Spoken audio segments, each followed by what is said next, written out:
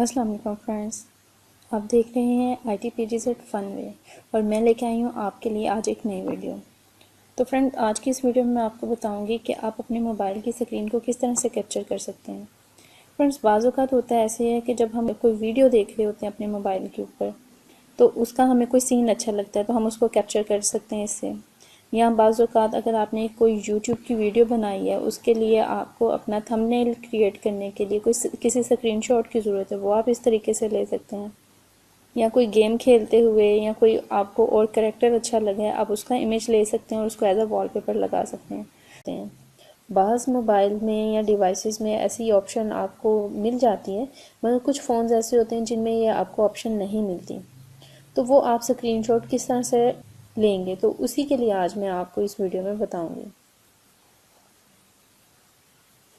तो friends, screenshot लेने के लिए ऐसा है कि आपने सबसे पहले अपने मोबाइल के पावर बटन और डाउन वॉल्यूम की को इकट्ठा प्रेस करना है। जैसे कि अभी देखिएगा, मैं आपको बताती हूँ।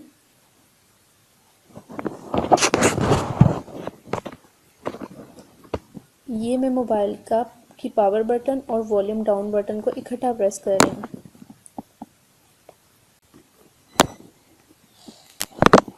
ये देखिए, यहाँ पे एक कदर खुद ब खुद पिक्चर कैप्चर हो गई है, जो कि मुझे गैलरी में ले जाएगी।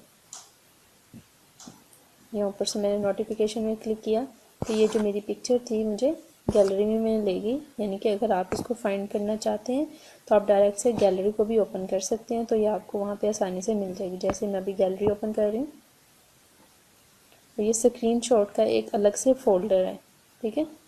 तो ये इस फोल्डर को मैंने क्लिक किया है और ये मुझे मिल गई है, ये देखिए। तो फ्रेंड्स, बहुत ही आसानी से आप अपनी डिवाइस का स्क्रीनशॉट ले सकते हैं।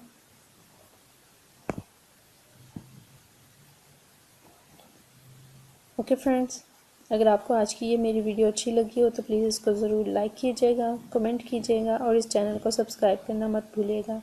तो मिलते हैं अपनी अगली वीडियो में, जब तक के लिए अल्लाह हाफिज़, स्टे ट्यून्ड।